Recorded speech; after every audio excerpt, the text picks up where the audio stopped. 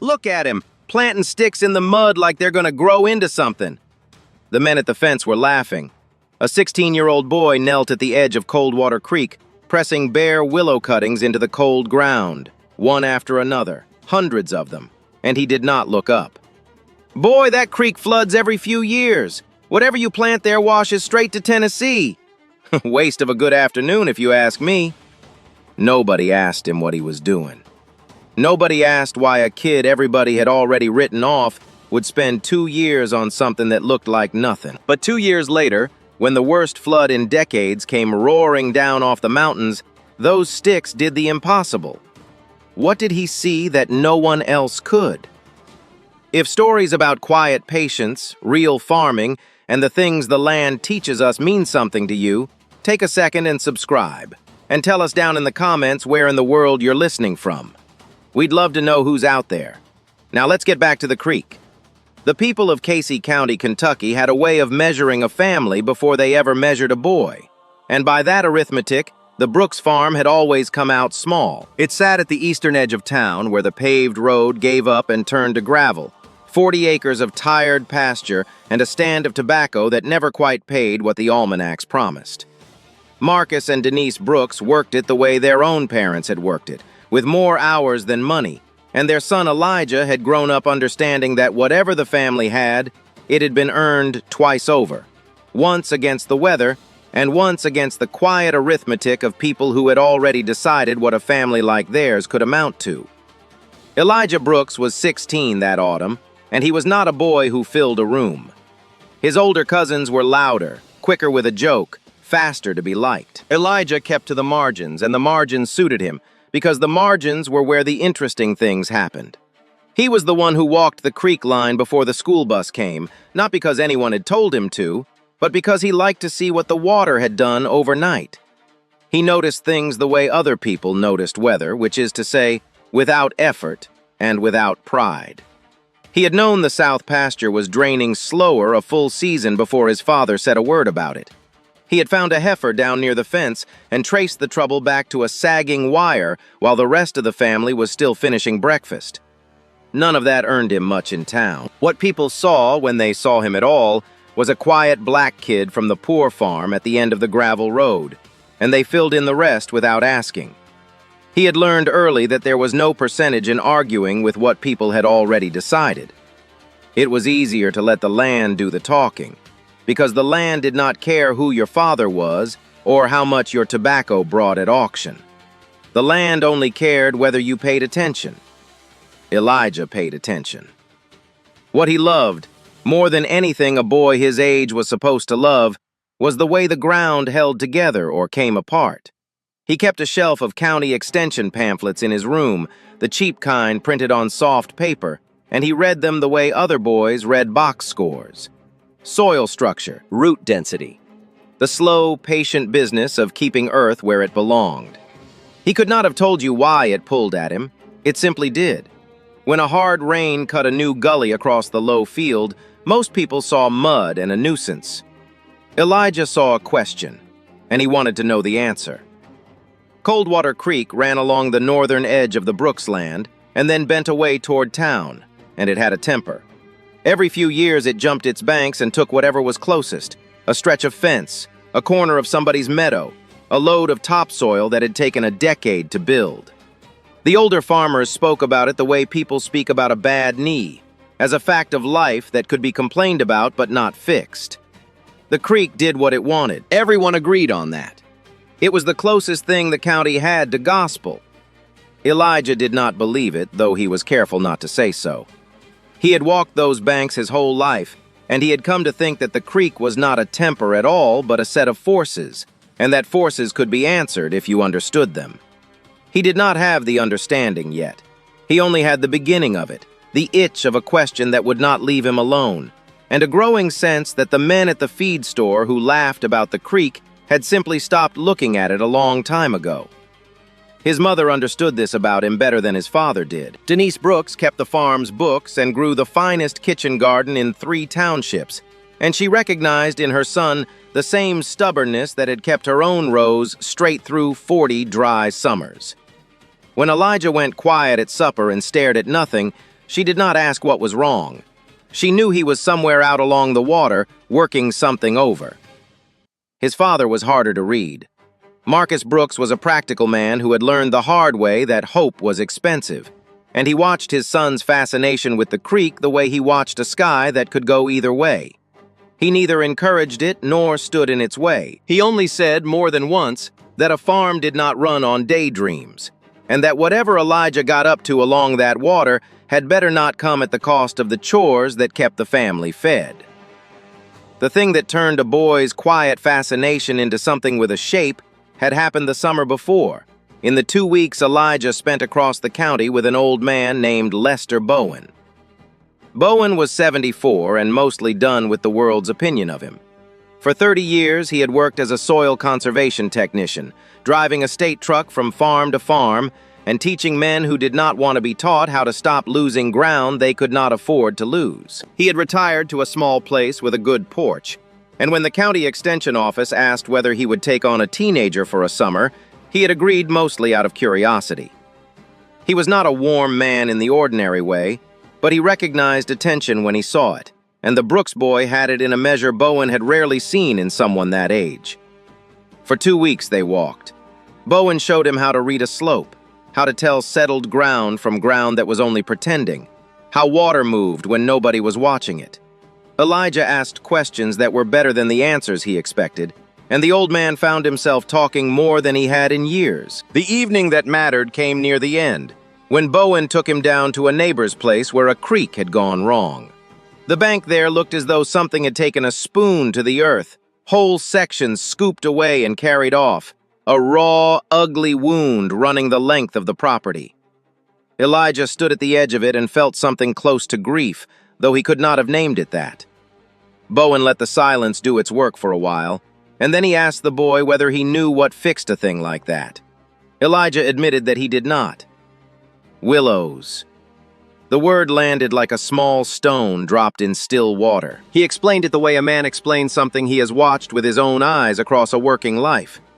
You planted them close along the bank, cut straight from a living tree, nothing more than bare shoots pressed into wet soil. You gave them 2 years, 3 if the ground was poor. And underneath, where nobody can see it happen, the roots go down and out. They lace themselves through the soil till the whole bank's held together from below. Water can rise and push all it wants. It won't meet a wall it can break. It meets something that bends and holds. The old man handed him a thin pamphlet from the extension service before he left, its edges soft from years of handling. Streambank stabilization using native vegetation. Elijah read it twice on the bus ride home, and by the time the county rolled past the window, he understood it the way he understood the fence line, not as a theory printed on cheap paper, but as something that would matter, someday, to a piece of ground he cared about. He carried it through the rest of that summer without saying much, but he had already begun to see Coldwater Creek differently, the way you see a locked door once someone has shown you where the key is kept. By the time the willows could be cut and planted, autumn had come, and Elijah had made up his mind. He had a little money saved, earned across 2 summers of hauling and stacking hay for the Atchison place down the road, dollar by dollar, the way a boy saves when there is nothing extra to fall back on. He spent nearly all of it, ordering hundreds of bare willow cuttings from a conservation nursery 2 counties over, and when the bundles arrived, he asked his father for permission to work the creek bank. Marcus Brooks looked at the sticks, and then at his son for a long moment. Long as it doesn't come out of your chores. And that was as much blessing as Elijah needed. He started before school and finished after day, pressing the whips into the soft ground one every few feet, dozens and then hundreds of them, running from the old fence post near the pasture gate along the whole bending length of the creek toward the edge of town. His boots were ruined inside a week, his hands blistered and then hardened. It did not take long for the county to notice, and it did not take long for the county to laugh. A boy planting bare sticks in the mud along a creek everyone knew flooded out every few years, with winter coming in hard and not a leaf on any of them. It was the kind of thing that got told at the feed store and repeated at church. Some of the younger ones came down to the water with their phones and made their little videos, and the clips went around the local pages the way small cruelties do. The Brooks boy planting broom handles. It sounded, people agreed, about right for him. The laughter would have stopped a lot of people, and for a few days it nearly stopped Elijah too. He was not made of stone, whatever the town decided about him. He heard the things that were said. He knew about the videos the way a person always knows, and there was a night that first week when he sat on the edge of his bed with dirt still under his nails and turned the whole thing over and asked himself honestly whether he was the fool everyone had decided he was. It would have been easy to quit. That was the part nobody in town understood. Quitting was right there, warm and available, and it came with a story that would let him off the hook. He could pull the cuttings, say he had learned his lesson, and let the county move on to the next thing worth laughing at. The creek would take the bank eventually, the way it always had, and no one would remember by spring that he had tried. What kept him from it was not stubbornness, though it looked like stubbornness from the outside. It was the pamphlet, and the old man's voice, and the raw, scooped-out bank 2 counties over that had shown him what the water did when nothing stood in its way. He had seen the answer with his own eyes. He knew, in the particular way that a person knows a true thing before he can prove it, that the Willows would work if they were only given time. The problem was that time was exactly what the county would not grant him. Nobody laughs at a finished thing. They laugh at the 2 years in between, when the work looks like nothing and the proof has not come. So the choice in front of him was not really about Willows. It was about whether he could stand 2 years of being wrong in everyone's eyes for the sake of being right in the end. Alone, with no one to tell him he had judged it correctly. His mother found him at the water one gray afternoon, hood up against the cold, tamping the soil around a fresh cutting with the heel of his boot. She did not ask him whether the talk in town was bothering him because she knew it was, and she knew he knew she knew. She only stood beside him for a while and looked at the thin line of sticks running along the bank. "You sure about this?" And it was not quite a question. "No, but I'm sure about the reason." Denise Brooks considered that, and then she nodded, because it was a better answer than certainty would have been. She had raised him to tell the difference between the two, and it pleased her, in a way she did not show, to hear that it had taken. His father said less, as his father always did. But one evening, Marcus stood at the edge of the field and watched his son work in the fading light, and he did not call him in, and he did not tell him he was wasting his time. He only watched, and something in the watching was its own kind of permission. That was enough. Elijah made the decision the way he made most of his decisions, quietly and without announcing it to anyone. He would see it through. He would give the Willows their 2 years, no matter what the county said in the meantime, and he would carry the laughing the way he carried the blisters, as a cost of the work rather than a verdict on it. He stopped checking the local pages. He stopped bracing for the comments at the feed store. He let the talk wash over him and slide off, and he put his attention where it had always belonged, which was on the ground, and the water, and the slow, invisible thing he had set in motion beneath the surface. The trees would either hold or they would not. The roots would either lace through the bank the way Lester Bowen had promised, or they would fail, and no amount of laughing or believing would change which. That was what he trusted in the end. Not himself exactly, and certainly not the county's opinion of him. He trusted the plain mechanics of it, the fact that a willow root did not know or care who had planted it, and that the water, when it finally came, would not be asking anyone's opinion either. He pressed the last cutting of the day into the mud, tamped it firm, and walked back up toward the house as the first hard cold of winter settled over Coldwater Creek. The first winter was brutal to the Willows, and it was brutal in a way that felt personal, though Elijah knew better than to think the weather had opinions. A hard freeze came in January, harder than the county had seen in years, and it killed back a good number of the cuttings outright. Elijah went down to the water one morning and found whole stretches of what he had planted gone black and brittle, the bark split, the wood dead all the way through. He walked the line the way a man walks a field after hail, counting the losses without letting himself feel them yet, because feeling them would not put a single one back. When he had finished counting, he stood there a while in the cold, and then he went up to the barn and started figuring out what he could still save. What he could still save, it turned out, was more than the freeze had left standing. He had learned enough from the old man to know that a willow was a generous plant, that a living cutting taken from healthy stock would root in nothing more than a bucket of creek water if you gave it light and patience. So through the worst of that winter, Elijah kept a row of buckets along the barn wall, cuttings he had taken from the whips that survived, and he watched pale threads of root feel their way down through the cloudy water while the wind worked at the tin outside. When the ground softened enough in early spring, he carried them down and pressed them into the gaps the freeze had opened, tamping each one firm with the heel of his boot the way he always had. He had barely finished that when the cattle got into them. A section of the temporary fencing he had strung along the bank came loose in a wet stretch, and before he found the gap, a dozen head had wandered through and trampled a run of new plantings into the mud. He stood looking at the churned ground and the broken shoots and felt, for one bad moment, the whole thing tilting toward pointlessness. Then he fixed the fence. He replaced what had been ruined. He did the only thing that had ever been available to him, which was the next thing, and then the thing after that.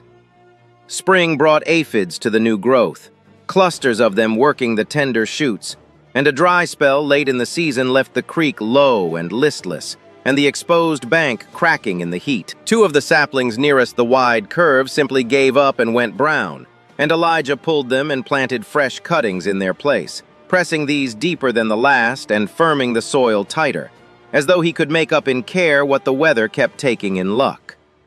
The county, of course, saw only the struggling, patchy line and drew the conclusion it had been waiting to draw. Gus Whitfield came past on his tractor one morning in early summer, slowed at the sight of the thin, surviving saplings, and shook his head. "Might as well have planted broom handles," and drove on.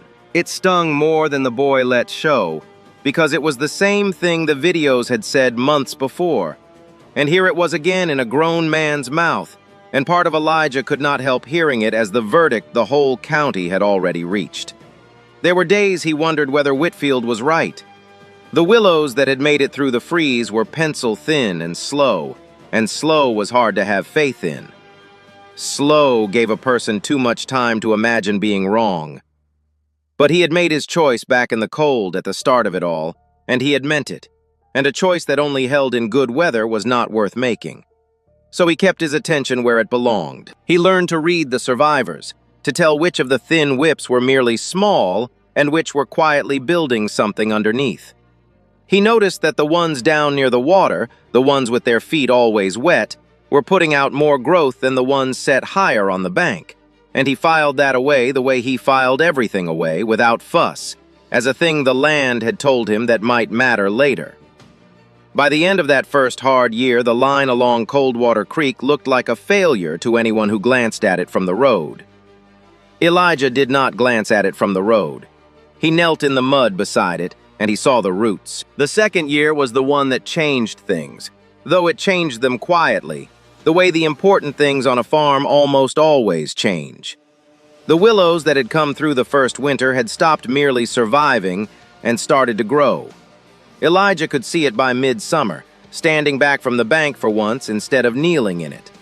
Where a year before there had been a ragged, doubtful scattering of sticks, there was now something a person could honestly call a line, a thickening run of green following the water's bend, the long leaves trailing in the current wherever the creek ran high enough to reach them. The trees had a shape now. They had presence. When the wind came off the water, it moved through them the way it moves through something established, something that intends to stay. More than that, they had roots, and the roots were the whole point. Elijah could not see them, but he could read them the way he read everything else, through their effects. The bank beneath the willows had stopped shedding soil the way the bare stretches still did after a hard rain. Where the trees stood, the edge held its shape. He knelt one afternoon and worked his fingers into the wet ground near a 2-year trunk and felt just under the surface the beginning of the net Lester Bowen had promised him, fibrous and dense and reaching. It was exactly what the old man had described on that summer evening 2 counties over, and feeling it with his own hand was a different thing entirely from reading it on soft paper. He had trusted the mechanics of it before. Now he could touch them. But knowing a thing and proving it were still two different matters, and this was the part that gnawed at him through that second summer. The roots were doing their work, he was sure of it, but they were doing it where no one could see, and there had been no test large enough to make the difference plain. The creek had behaved itself. It had run high a few times and stayed inside its banks, and a quiet creek proved nothing to anyone. The county had mostly stopped laughing, not because it had changed its mind, but because the joke had gotten old, and a forgotten thing is not the same as a vindicated one. Elijah had not done the work to be forgotten. He had done it to be right, out loud, where the ground could say it for him. And the ground, so far, had stayed silent. He was 18 now, and the 2 years he had promised the Willows had nearly run their course, and he found himself in the strange position of having built exactly what he set out to build and having no way to show it mattered. A part of him almost wished for a hard rain, and then felt ashamed of the wish, because he knew what a hard rain cost the people it fell on. He did not have to wish long. The weather that summer had gone strange in a way the older farmers muttered about at the co-op. It had been one of the driest stretches anyone could remember, the ground gone pale and hard, the creek dropped to a thin, listless ribbon in its bed. And then the forecasts began to shift. The weather reports that came over the radio in the mornings stopped talking about drought and started talking about a pattern moving in. An unusual amount of moisture backing up against the mountains to the east, the kind of setup that did not resolve gently. The word that kept coming up was one nobody wanted attached to Coldwater Creek: flooding. Not the ordinary kind that took a corner of somebody's meadow every few years, the kind the county measured against the worst years in living memory. Rufus Dinkins, who farmed the bottomland a couple of miles east and had watched that creek his whole life, told Marcus Brooks at the co-op that if the reports held, they were looking at the highest water since 1993. Marcus brought that home to the supper table, and the family ate quietly with it sitting among them. Elijah understood, better than anyone at that table, what the coming rain would mean, and the understanding sat oddly in him, part dread and part something he did not have a clean word for.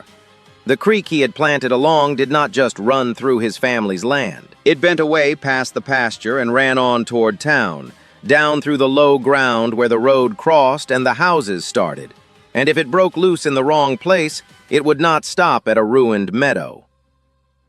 The test he had told himself he did not want was coming whether he wanted it or not, and it was going to be bigger than his family's bank. It was going to reach the whole town. The rain came the way real trouble usually comes, not all at once, but steadily, patiently, until the patience of it was the frightening part. It started on a Tuesday and did not stop.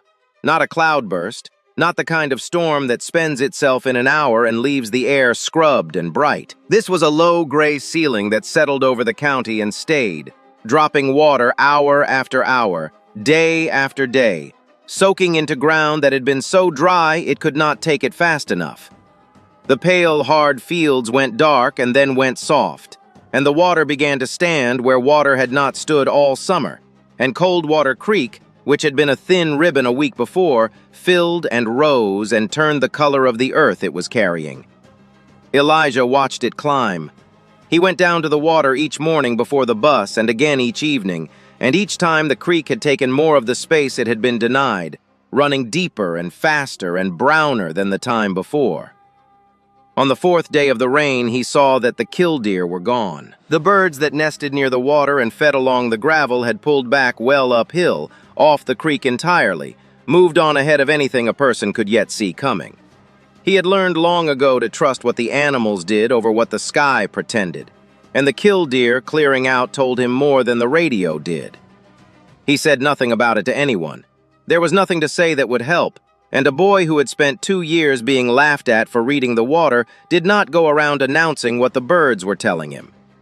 He only walked the willow line twice that day, slower than usual, and pressed his hand flat against the trunks the way another person might have laid a hand on the shoulder of someone about to do hard work. Beneath the bark, he could feel the trees taking the strain, The whole living line of them leaning into the rising push of the water, the roots drawn tight beneath the soil like cables under load. Whatever they were going to do, they were doing it now, down where no one could watch. By the end of that week, the county had seen enough to act. A flood advisory came down from the emergency office, and then something firmer than an advisory, and word went around that the low-lying part of town, the streets nearest where the creek came through, were being asked to clear out until the water crested. Families along the bottom loaded what mattered and moved to higher ground, and to the church hall on the hill. And the mood in the county shifted from grumbling to something quieter and more watchful. Marcus Brooks took the notice that had been handed around and nailed it to the barn door, and the family ate that night to the sound of rain drumming steady on the tin roof overhead. Even then, with the water rising and the town half emptied, there were people who could not make themselves believe that a line of trees mattered. Elijah heard it secondhand, the way he heard most things, that down at the co-op and around the church, a few of the older men had said what they had been saying for 2 years, only with more edge now that it counted. A creek at flood did what it wanted. It always had. A handful of skinny willows against water coming off the mountains was a boy's idea of an answer, and a boy's idea was not going to hold a bank that grown men had watched give way all their lives. The thing had gotten too serious for jokes, and the seriousness had not changed their minds. It had only hardened them. Elijah did not argue because there was nothing left to argue with. The willows would answer or they would not, and the water would ask its questions soon, and no opinion at the co-op would weigh a single pound against what happened along that bank when the creek came over. He had stopped needing to be believed a long time ago. What he needed now was for the thing he had built to be true, and whether it was true had passed out of his hands and into the roots the day he pressed the last cutting into the mud. He sat at the window that night with his supper going cold in front of him and listened to the rain that would not stop, and he waited, along with the rest of them, for the creek to make up its mind. It came on a Thursday night, in the dark, the way the worst of it always seems to. Elijah did not sleep. He lay listening to the rain change its voice on the roof, and somewhere past midnight he heard it under the rain, a low, steady rushing that had not been there before, a sound with weight in it, the sound of a great deal of water moving fast where a thin creek used to be. He did not go down to it. There was no going down to it, not in that dark and that current, and his mother had made him promise as much, and for once he did not test the promise. He lay in the sound of it, and imagined the line of trees standing in the black water, taking the whole force of the mountains coming down, and he did not know whether they were holding or whether they were already gone. Morning came gray and wet and showed the county what the night had done. Coldwater Creek had broken loose. It had jumped its banks in 4 places along the valley, and the water had gone where water goes when nothing holds it, out across the low ground in wide brown sheets, carrying fence and topsoil and whatever else had stood in the way. Gus Whitfield lost 60 feet of his north bank clean, the fence that had run along it simply gone, a raw, new edge cut where his pasture used to reach. 3 of the Atchison fence lines were down, the posts and wire dragged and tangled in debris a couple of 100 yards downstream. The low road that ran toward town was underwater, and the crossing where the creek came through toward the houses had become the thing everyone had feared, a place where the current was working at the bank with all its weight, looking for a way through to the streets beyond. That was the part that turned Elijah's stomach when the word reached the farm. It was not only the ruined meadows and the lost fence, bad as those were, it was that the creek, once it was loose, was leaning hard toward the low ground where the town began, and if the bank there gave the way the others had given, the water would find a new channel straight down into the emptied streets, and the flood advisory that had cleared those houses would become the reason they had cleared them. And through all of it, small against the size of what was happening, ran the boys' line of willows. Elijah got down to the edge of the high pasture as soon as there was light enough and footing enough to do it, and he stood where the ground still held and looked at the water where his trees should have been, and for a long, sick stretch of time, he could not tell what he was seeing. The creek was enormous and violent and the color of clay, and it had risen up over the lower trunks so that the willows stood in the current to their waists, bent hard downstream, thrashing, the long branches raking the surface of the water as it tore past.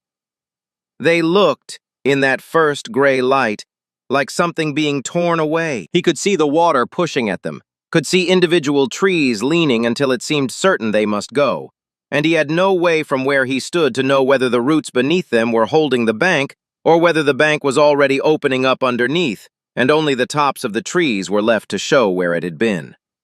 Everything he had spent 2 years on was down there in that brown water, and he could not reach it, and he could not help it, and he could not even see clearly enough to know if it still existed. The freeze he had fought, the cattle, the aphids, the dry spell, the buckets of cuttings rooting along the barn wall all through that first hard winter, the laughing he had carried and the choice he had made in the cold at the very start of it was in the balance now, in a place he could not go, and there was nothing left for him to do about any of it. He stood there in the rain with his hands useless at his sides, and watched the willows fight the water, and he let himself believe in that moment that he had lost, that the county had been right all along, that the creek had done what the creek always did, and that when the water finally fell, it would show him the same ruin it had shown everyone else, only this one would be his, running the length of everything he had tried to build. The rain thinned toward dawn, and then, by the middle of that Friday morning, stopped altogether, and the county came out into the wet gray light to count what it had lost. It was worse than the ordinary years, and everyone knew it before they had walked 100 yards. The low ground east of town had gone under, and the water was slow to leave it. The bottomland that Rufus Dinkins had spent a dozen years building up, dark, loose soil that had taken more patience than money to make, lay under a skin of brown water, and where the water had already pulled back, it had taken the best of the topsoil with it. Fences were down along half the valley. The crossing where the road came into town sat under a foot of standing water, and the people who had cleared the low streets stood up on the higher ground by the church and looked down at their emptied houses and waited to learn whether they still had them. Because that was the question that hung over everything as the morning wore on. It was not only the meadows and the fences, which were bad enough. It was that the creek, once it had broken loose in the dark, had leaned its whole weight toward the low bank above the town. And if that bank had given way in the night, the water would have cut itself a new road straight down into the streets that the advisory had emptied. Nobody up on the hill yet knew which way it had gone. They only knew that the current had been working at that bank all night, with more force than anyone had seen in their lifetimes, and that the men who had watched Coldwater Creek the longest did not like its chances. Marcus Brooks walked out toward the high pasture with his son that morning, and Denise came behind them, and none of them said much, because there was nothing to say that the water had not already decided. Elijah went ahead of his parents to the edge of the ground that still held firm, to the place where the night before he had watched his willows thrash in the black current and let himself believe they were gone. He almost could not make himself look. 2 years of it were down there, and the last clear picture he had of the trees was of them bent to their waists in the flood, leaning until it seemed certain they must tear loose, and he had carried that picture through a sleepless night and into the morning. Some part of him had already begun to prepare for the worst, for the sight of his whole bank carried off, the same wound the flood had opened in every stretch of ground his neighbors owned, only running the length of everything he had built. The rest of the county half expected it too, though for the opposite reason. They had never believed the trees could matter, and the flood that had ruined grown men's banks would only prove, finally and for good, what they had said about the boy from the start. So the whole thing had come down to what the water had done to that one stretch of bank in the dark, and no one, not Elijah and not the men who had laughed at him, yet knew the answer. The willows had either held the town's edge or they had failed it. The bank was either still there beneath the falling water, or it had opened in the night and sent the creek down into the streets. Everything the story had been building toward for 2 years stood on that single unseen fact, and the fact was still hidden under the last of the brown water as Elijah came up to the edge of the high pasture and made himself lift his eyes and look down at the place where his trees had stood. For a moment the light was still bad and the water still high, and he could not tell. The creek was falling, but it was not yet fallen, and the surface was ugly with debris, and the far bank was a smear of mud and wreckage where the Whitfield fence had been. He stood there with his heart going hard and his parents quiet behind him, and he searched the churning line where his willows should have been, looking for the shape of loss he had spent all night learning to expect. Then the light shifted, or the water dropped another inch, or his eyes finally made sense of what they were seeing, and Elijah understood that the willows were still there. The whole line of them was standing, not untouched, not unmarked, but standing. Where the flood had gone over them in the night, they were bent and mud-caked and stripped of half their leaves. Their branches hung with the rack the water had carried, some of them leaning downstream at angles they would never fully straighten from. But they were rooted where he had planted them, every stretch of the line still holding to the bank, and the bank was still there beneath them. That was the thing that took the breath out of him. The bank was still there. Along the whole bending run where he had pressed his cuttings into the mud 2 years before, the edge held its shape, dark and soaked and battered but whole. While 100 yards across the water, the Whitfield bank showed the raw, new place where 60 feet of it had been carried off. He went down to it as soon as the footing let him, and he knelt at the edge the way he had knelt 1,000 times, and he put his hand into the wet ground beneath the trees, and he felt it. The net was there. 2 years of root had laced through the subsoil exactly as Lester Bowen had said it would on that summer evening 2 counties over, fibrous and dense and reaching. And when the flood had risen up and thrown its whole weight against the bank, it had not met a wall it could break. It had met something that bent and held. The roots had taken the lateral force of all that water and answered it not with resistance, but with give, flexing under the load, and the soil they gripped had stayed where it belonged. The willows had slowed the current along the edge until it dropped the sediment it was carrying instead of tearing more away, so that in places the bank had actually gained ground in the night, while every unplanted stretch along the valley was losing it. And because that run of bank had held, the creek had not been able to do the one thing the whole town had feared. It had not cut itself a new channel. Held in its bed along the low ground above the houses by the very trees the county had laughed at for 2 years, the water had stayed where the creek had always run, high and violent but contained, and it had gone on down through its old course instead of breaking sideways into the emptied streets. The green line Elijah had built had become the wedge that kept the flood in its channel, holding the creek back from the road and the houses in the low part of town at the one place and the 1 hour it would have mattered most. By that afternoon, the water had dropped enough that a person could see the shape of what had happened, and people began to come and look. They came up along the high pasture in 2s and 3s, farmers who had spent the morning counting their own losses, and they stood at the edge of the brook's bank and looked at the trees standing in the falling water, and at the whole unbroken run of earth beneath them. And then they looked across at the ruined banks on either side, and they did the arithmetic without anyone having to do it for them. Gus Whitfield came on the Monday, when the water had gone down and the mud had started to set. He came up from his own place with his boots still caked from the ruined north pasture, the 60 feet of bank he would be rebuilding for the rest of the year, and he stood a long time at the edge of the Brooks line without saying anything at all. He looked at the willows bent and holding. He looked at the bank they had saved.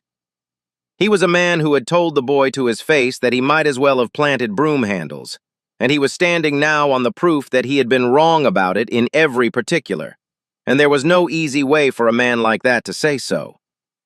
In the end, he did not try to make a speech of it. "Where'd you get 'em, son?" "The willows." "How's a fella go about starting something like that?" Elijah told him about the conservation nursery 2 counties over and wrote the name down on a scrap of paper, and Gus Whitfield folded it once and put it in his chest pocket, and that was the whole of the apology, and it was enough. The county did not change all at once because counties never do, but it changed. Word of what had held and what had not went around the way useful things always go around a farming community, quietly, through observation and need rather than announcement. The men who had stood at the edge of the Brooks Bank and done the arithmetic carried it home with them. And by the following spring, the willows had begun to spread along Coldwater Creek the way they spread everywhere, one length of bank at a time. The Atchisons planted a run along their stretch, where the flood had dragged their fences into the debris. Rufus Dinkins put in a line above his ruined bottomland, determined not to lose it a second time. Farm by farm, all down the low ground where the creek ran on toward town, the bare cuttings went into the mud, and the people pressing them in were the same people who had laughed 2 years before, though nobody mentioned that part now. The town took it up as well in its slower, official way. The talk of what the boys' trees had done at the crossing reached the people who made such decisions, and before the year was out there was a program to restore the creek banks through the low part of town with native planting, and the stretch Elijah had put in along his family's land was held up, without irony now, as the first working example of it, the place people were taken to see when they wanted to understand what the plan was for.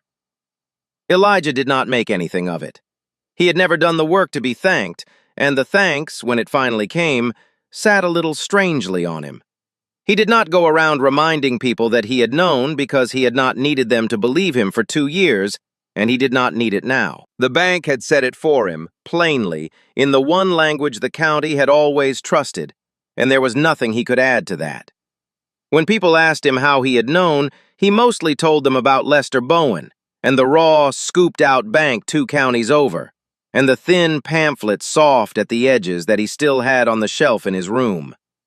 He gave the credit up the line, to the old man and to the plain mechanics of a willow root, because that was where he felt it honestly belonged. The trees are still there. They are taller now and thicker through the trunk, and their roots go down a little deeper every year, lacing further into the bank that they will go on holding long after the flood that proved them has faded into one more story told at the co-op. That is not a figure of speech. It is only how willows work. A root does not know or care who planted it, or what was said about the boy who did, or how long the county took to come around. It only goes on doing the quiet work it was made for, down where no one is watching, holding the ground together against the day the water rises. And here is the part worth carrying home from all of it. A whole town was ready to laugh a young man out of an idea, not because they had studied it and found it wanting, but because of who he was and how little they expected of him. They mistook slow for wrong and quiet for foolish, and they very nearly mistook it right up until the water taught them otherwise. Elijah Brooks never needed them to be sorry. He only needed to be right, and to keep working while he waited to be. And that turned out to be the whole of it. The best ideas rarely arrive with proof attached.